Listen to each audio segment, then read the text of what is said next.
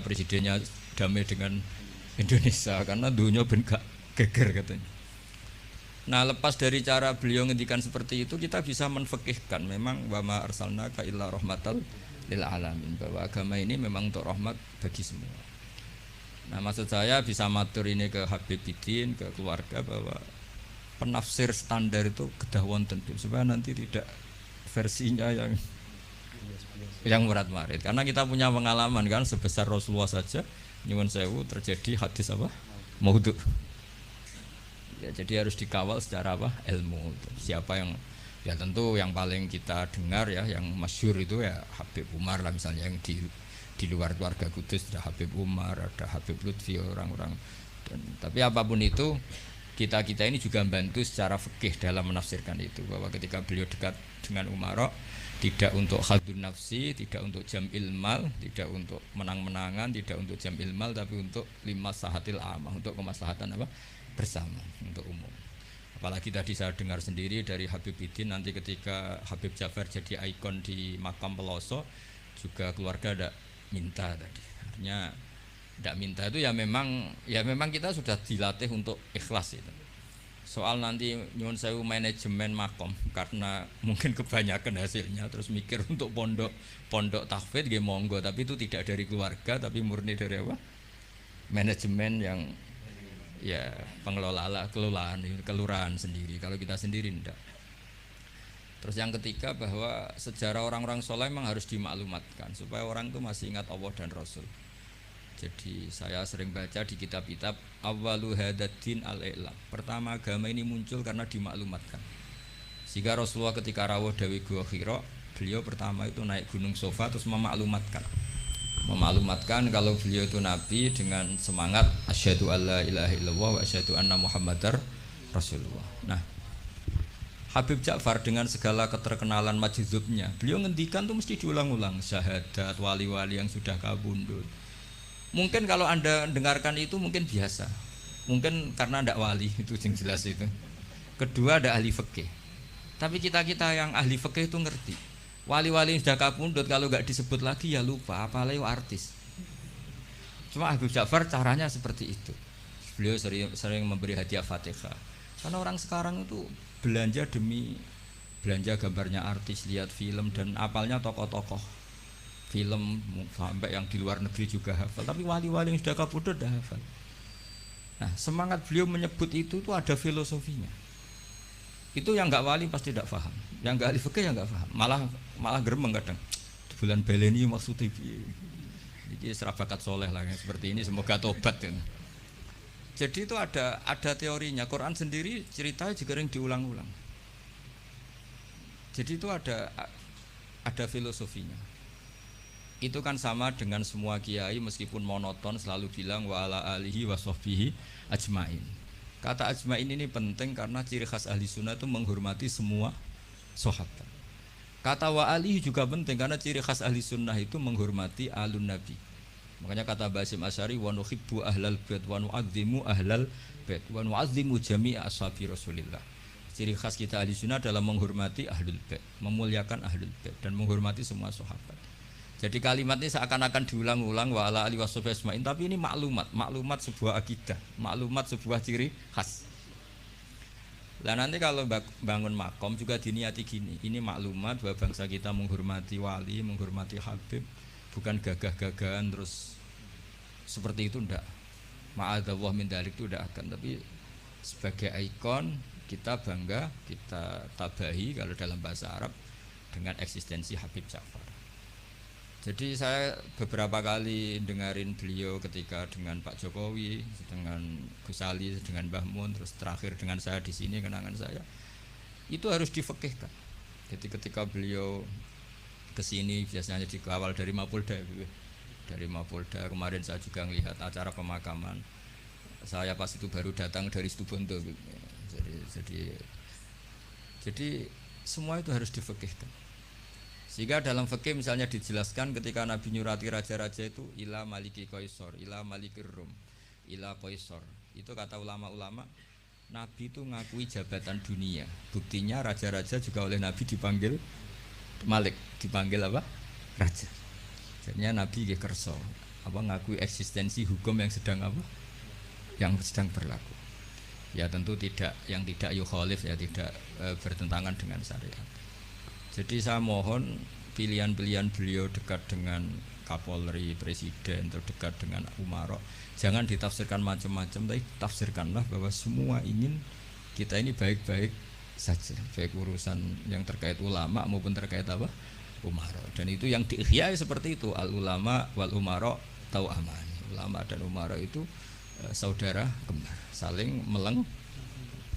Saya sebagai kiai itu juga gak bisa bayangkan berantas narkoba dengan penyelundupan seperti itu. Yang punya otoritas itu polisi. Kita gak bisa bayangkan kan seperti pemerkosaan, penggarongan, pembunuhan itu gak bisa bayangkan kalau gak ada polisi.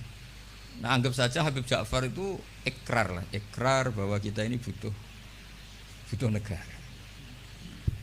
Lah bahwa kita di sana sini ada kekurangan baik di aparat negara maupun di kita, ya sudah, al-insan makhluk khotok manusia. Tapi kaidah kita dalam fikih itu la yudraku kulluh la yudraku kulluh. Jadi kalau tidak bisa ideal jangan ditinggalkan sama sekali. Kita bernegara pasti tidak ideal, tapi kita butuh kekuatan untuk melawan penjahat, kekuatan untuk melawan pengedar narkoba, kekuatan yang bisa menangkap pemerkosa.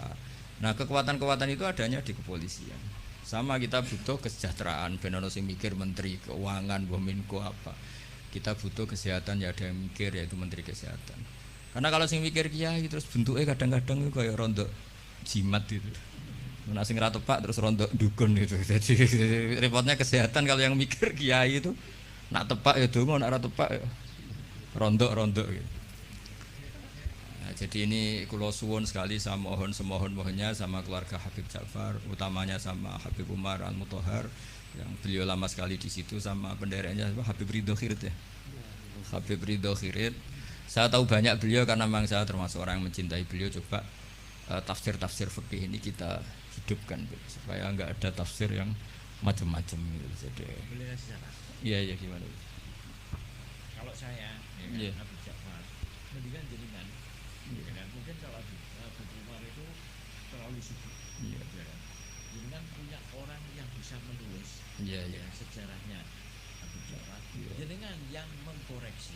Oh ya, saya yang pokoknya bagian fikih insyaallah saya ikut bikinnya nanti. Itu lebih bagus. Jadi versi-versi yang tadi itu ya, kayak beliau dekat dengan Pak Jokowi, jangan dilihat karena Pak Jokowi presiden top. Bukan, dengan Pak Polisi pun, dengan camat pun, atau dengan rakyat kecil pun beliau. Jadi ini semuanya dalam konteks. Saya bersaksi ya Mbah Mun. Banyak orang bilang Mbah Mun mesti ya para wong presiden kan keren. Mbah Mun ditamoni KUA itu ya hormat. Ditamoni polisi, tentara yang kopral pun hormat. Cuma orang-orang hasut ngiranya agak tunggale nak para kebek presiden. Tapi kita kan bersaksi sebetulnya kan dengan siapapun beliau juga hormat. Jadi nanti istilahnya kalau di buku sekarang itu testimoni. Jadi nanti yang kesaksian Habib Umar monggo, bikin monggo. Tapi nanti semua itu dikawal secara fikih. Karena kalau dikawal fikih ini awet. Saya beri contoh ya betapa pentingnya fikih. Rasulullah SAW itu kalau dahar itu sering di luar rumah. Dan cara dahar itu enggak priayi menurut ukuran orang-orang priayi. Orang priayi itu kalau dahar kan dinampan terus pakai sendok. Nabi itu dahar kayak umumnya orang. Tapi itu dianalisis sampai ada orang lewat tuh, ini ngaku Nabi kok cara makan seperti itu. Tapi kata ulama-ulama itu penting sekali. Karena Nabi jadi Nabi setelah kecelakaan orang seperti Nabi Isa dituhankan. Jadi Nabi Isa itu saking sempurnanya, saking lembah lembutnya, justru kecelakaan dianggap Tuhan. Sehingga trauma dari itu Nabi itu sak urip-uripe, sak gesang-gesangnya menunjukkan kalau dia seorang manusia. Nate sholat patang rokaat itu kali rokaat ditakdir dilupakan sama Allah supaya kelihatan basariahnya. Jadi ini harus dibaca secara fikih. Sama misalnya kita melihat orang alim allamah atau habib wali kok mangan di warung, itu bentuk penghormatan pada wong cilik. Tapi kalau yang nafsiri orang yang gak ngerti fikih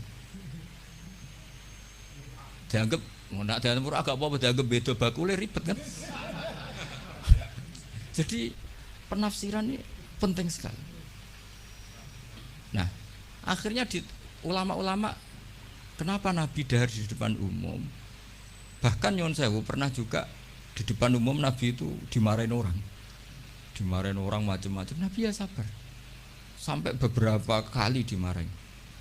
Tapi akhirnya orang itu sungkem terus iman. Ini orang Yahudi. Saya membaca alamat Nabi ada di kamu semua, kecuali satu yang belum saya jumpai, yaitu ketika dimarahin, dimaki-maki, nambah khilmannya, sifat sayangnya, sifat sopannya. Dan sekarang saya temukan sifat itu pada Anda, maka asyhadu alla ilaha illallah wa annaka rasulullah. Jadi fikih ini harus dibaca. Seorang lagi, fikih ini harus dibaca.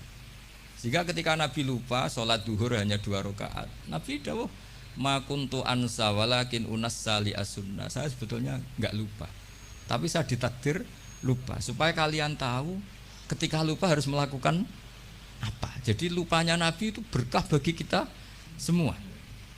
Saya sering nyontohkan tuh sholat qadha. Normalnya sholat qadha itu tidak wajib karena batas waktunya sudah habis. Kalau kita tangi turu 12:30 sekolah SMP kan sudah agak mungkin sekolah, jatahnya sudah habis. Normalnya qadha itu tidak wajib. Karena yang namanya sholat subuh ya antara 4:30 sampai jam 6 misalnya. Waktu itu habis kan harusnya kan sholatnya juga habis karena malaikat bagian nyatet sudah tutup buku kan. Itu ibarat kita mau nabung sudah jam 4, jam 5 kan bank sudah tutup. Tapi barokahnya Rasulullah nanti ditakdir qadha. Saya tidak bilang qadha, ditakdir qadha subuh. Dan ternyata Nabi sholat.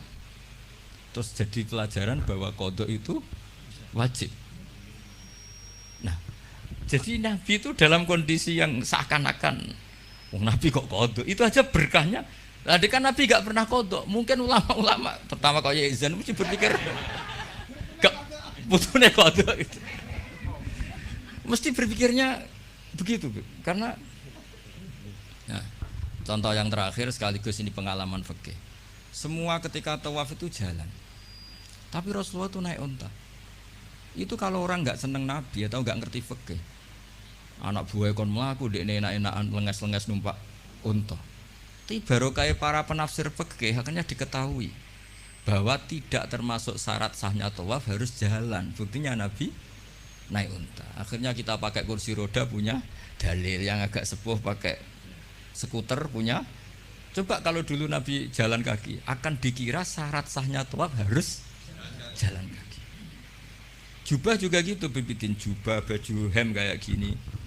Itu dulu semua tabiin kalau sholat tuh pakai pakaian resmi, pakai jubah, pakai gamis. Kalau Indonesia mungkin pakai hem resmi. Itu Jabir bin Abdillah datang ke masjid, jubahnya dicopot, serbannya dicopot, dicandal loh ya.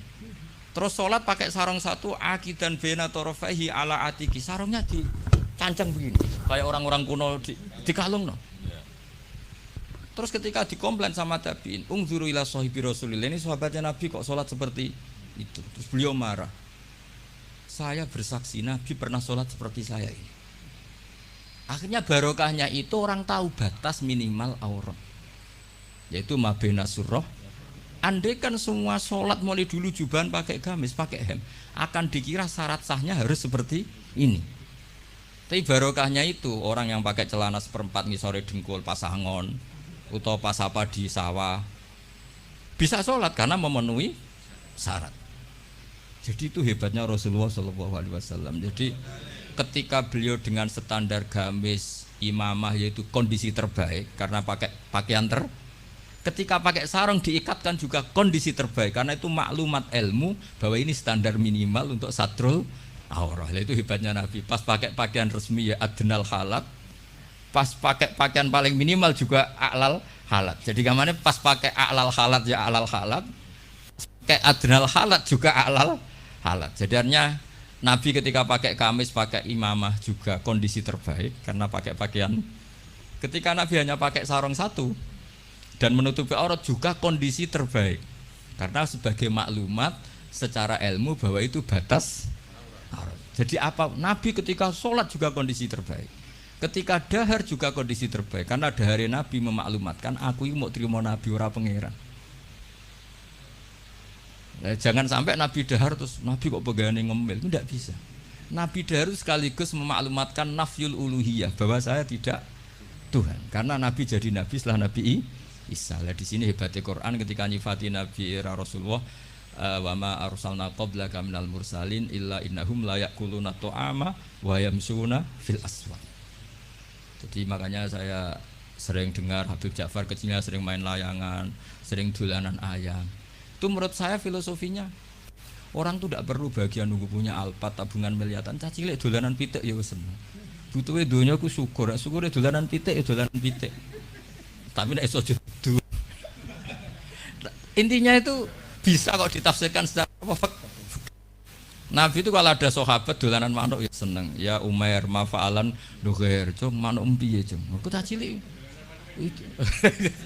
Jadi cobalah ini ditafsirkan tadi secara fikih supaya hal-hal yang basyariah itu menjadi makna yang luar biasa. Kayak tadi Nabi itu menunjukkan basyariahnya. Tapi itu bagus karena beliau jadi nabi setelah Nabi Isa yang gara-gara pesonanya terlalu magis, kebablasan dianggap Tuhan. Tapi Nabi enggak, kayak umumnya orang. Dahar ya kayak umumnya orang, cara berpakaian ya kayak umumnya orang. Kadang-kadang ya dineng bojone sak wulan, macam kayak umumnya orang. Masyhur itu Nabi nanti ya amang kesuwen ya setahun nih. Nah, setahun kesuwen ya ono riwayate. Jadi saya ingin lah. Makanya beberapa ulama setiap nulis sifat wajibnya Nabi itu mesti apa? Sifat wajib papat, misalnya mukhalif papat, mesti menetapkan satu sifat jaiz. Ini ku al-a'rad al-basyariyah. Nabi juga punya sisi kemanusiaan. Tapi ini menjadi luar biasa karena bentuk perlawanan terhadap nafyul uluhiyah, bahwa seorang nabi enggak boleh dituhankan. Ini penting sepenting-pentingnya. Makanya ketika Nabi wafat, saya ulang lagi ketika Nabi wafat, itu Sayyidina Umar kurang dekatnya sama Rasulullah, kurang pinternya Sayyidina Umar. Ketika Nabi wafat gak terima dia. Mangqala inna Muhammad qad mata qata'tu unuqah. Siapa yang bilang Muhammad mati tak bunuh. Innama huwa yunaji rabbah kama yunaji Musa rabbah. Beliau sedang munajat. Marah-marah. Lah orang mau gak bilang kapundhut gimana wong nyatanya cara lahir kapundhut. Akhirnya Abu Bakar datang, terus Umar dileraikan dengan dibacakan ayat afa immata wa ma Muhammadun illa rasul qad khalas min qablihi rusul afa immata au kutilang qalabtu. Jadi ketika Nabi kapundhut dengan cara yang wajar, itu juga mendapat derajat yang setinggi-tingginya karena itu bentuk maklumat juga bahwa beliau adalah tidak Tuhan. Andai kan Nabi kapundhut kayak Nabi Isa diangkat ke langit, juga bisa saja jadi tragedi di Tuhan dan beliau itu orang paling enggak ingin dituhankan. Jadi semuanya ini spesial itu. Apa semuanya ini? Jadi yang biasa saja itu spesial. Nah, tapi ini kalau yang ngendikan tidak ahlul fikih, tidak ahlul hadis. Nabi kok kabudute biasa sih, sakjane keren diangkat ning langit kok Isa. Lho iki umat yang perlu ditobatno, paham nggih? Justru Nabi kabudut biasa ini menjadi luar biasa karena di situ tidak terjadi nafyul uluhiyah. Jadi begitu juga nanti tentang Mbah Mun, Habib Ja'far, Mbah Arwani, Mbah Munawir, tokoh-tokoh yang basyariah ini harus dijadikan ahwal yang luar biasa. Jadi misalnya kancanan wong cilik ya bentuk penghormatan pada wong cilik, kancanan wong gede ben ora hasud. Kadang ya ana wong gelem kancanan wong cilik tok ora gelem kancanan wong gede. Dikira zuhud, aroi jebule hasud. Banyak gak yang seperti itu? Banyak banget.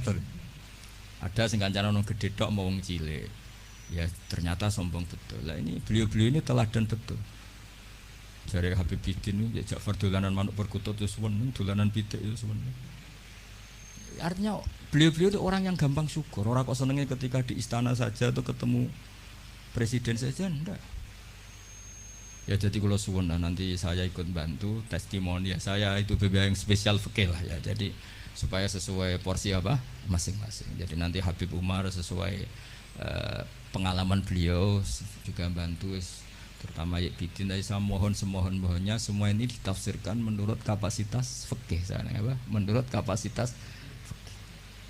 Karena perilaku Rasulullah SAW andai kan tidak ditafsiri fikih yo repot. Sama tak ceritani, donga mara kuburan ya barokah rodok suudzon. Nabi itu giliran di Aisyah keluar. Karena garwane Nabi banyak dan yang cantik juga banyak, ada Zainab, ada Sofia. Aisyah itu cemburu, ditututi pikirannya itu ke yang lain. Ternyata Nabi itu mara bakti. Tengok bagi terus Nabi ngendikan assalamualaikum barokah. Jadi riwayat berdasar cemburu, berdasar rodok suudan. Tapi barokah itu ada riwayat. Assalamualaikum barokah mukminin. Terus akhirnya Aisyah balik. Oh jebule ngono to. Ya sik aman. Jadi sholat tahajud juga gitu. Betapa Rasulullah itu orang yang luar biasa. Ketika sare jatah ning Aisyah. Kenangannya Aisyah hatta massa jildi jildah. Tapi Aisyah yang cantik itu perawan. Aisyah itu saya senang sekali ketemu engkau. Corong Jawa lagi seranjang dengan beliau. Tapi apa pamitnya Nabi? Zani putune kudu niru ya kowe. Dari ini ata'abbadu li rabbi. Aku keihak, aku tak ambek pangeran. Dari ini ata'abbadu li rabbi. Terus salat. Ya dikira Aisyah salate rakaat. Ternyata salat tuh sampai subuh. Padahal ning ngarepe Aisyah, ning ngarepe Saudah banyak penafsirnya. Ini di depan Aisyah. Dan pas rukun, perlu dicatat pas rukun. Nah sama tahajud kan pas dineng. Sekali rukun serang arah tahajud kan. Ini pas apa ya? Pas rukun. Pas Aisyah, tidak Saudah. Mana Aisyah terus entek tuh. Aku sing ayune ngene ditinggal salat asik sampai subuh. Makanya protes deh. Ngapain kok begitu ya Rasulullah? Waqad ghafara wa laka ma taqaddama min dzambika ma ta'akhkhar. Jadi aslinya ora niat takok. Ya rada niat protes. Nabi jawab afala akunu abdan syakur. Jadi ini Rasulullah sallallahu alaihi wasallam. Semua perilakunya itu hebat. Tapi Nabi nanti kok lihat santrinya minta tahajud terus yo ngamuk. Innali ainika haqqon wali zaujika. Kok aja ngono, bojomu yo duwe hak ngene. Jadi kayak apa? Jadi saya mohon jadi Nabi ketika adnal halat kayak pakaian tadi pakai sarung dilipatkan itu namanya adnal halat, pakaian paling mini. Tapi itu secara ilmu menjadi a'lal halat karena menjadi ilmu bahwa pakaian aurat batasnya satu aurat hanya segitu. Andai kan Nabi selalu pakai jubah dan selalu pakai hem resmi akan dikira syarat sahnya sholat harus sesempurna itu. Ya, saya ulang lagi ya, jadi ingat ya, Nabi ketika memilih adnal halat itu hakikatnya tetap a'lal halat. Jadi ketika Nabi biasa-biasa saja, tetap ini secara fikih hasilnya luar biasa. Karena di sini ada maklumat hukum. Ya begitu juga nyon sawu ketika Nabi lupa, sanukriuka fala tansa illa masyaallah. Andai kan Nabi tidak pernah lupa, Nabi kan pernah duhur 2 rakaat. Terus beliau kondur setelah di pintu. Ada sahabat yang agak kurang peradaban karena masih baru lah. Aku siroti sholatu amnasita ya Rasulullah, ini sholat model qashar apa memang kau lupa? Sahabat-sahabat yang terpelajar Abu Bakar Umar kan tidak berani matur. Nabi masih jawab, kullu dzalika lam yakun, itu tidak ada semua. Hanya Nabi kembali ke mihrab. Ahakun maqalahu dzul yaden, tadi yang dikatakan dzul yaden apa benar? Iya ya Rasulullah, engkau tadi sholat 2. Sahabat yang kayak kula mun seneng, wah ini sholat duhur model baru, berarti mulai besok 2 rakaat dianggap nasah mansuh. Makanya kita tidak tanya karena inginnya itu memang nasah mansuh. Tapi apa yang terjadi? Nabi terus takbir nambahi 2. Nah, semenjak itu diketahui kalau sholat lupa, ya sudah tinggal nambah jumlah yang dia lupa. Jadi lupanya saja barokah. Jadi semua yang dilakukan Nabi lupanya saja barokah. Ditegir kodok saja barokah. Termasuk dicurigai bojo dikiting sampai itu ya barokah. Akhirnya ditemukan assalamualaikum daraqaumim mukminin wa inna insyaallah bikum. Dan itu akhirnya yang jadi dalil tahlil. Saya punya kitab namanya itu Tajul A'ros fi Qutbi Habib Soleh bin Abdillah Al-Attas. Itu diantara dalilnya orang tahlilan atau baca Quran di kuburan. Itu dalilnya itu hadis itu. Hadhihi kalimatun ghairul Quran. Ini kalimat tidak Quran, yaitu assalamualaikum daraqaumim. Dan kalimat ini tanfaul mayyita. Karena Nabi tidak mungkin ngendikan sesuatu yang tidak ada gunanya. Kalau kalimat yang tidak Quran saja tanfaul mayyita, manfaati ke mayit, apalagi kalimatul Quran. Lagi-lagi barokah. Padahal itu peristiwanya dikiting tadi. Dicurigai tadi. Jadi saya mohon nanti buku tentang beliau itu segera diterbitkan keluarga dengan niat supaya versi itu tidak berseliweran. Sama seperti Rasulullah, akhirnya ada hadis sahih macam-macam. Kenapa ada hadis sahih? Supaya yang maudhu' ini tidak seliweran. Nggih, ngatur mawon matur nuwun sanget. Assalamualaikum warahmatullahi wabarakatuh.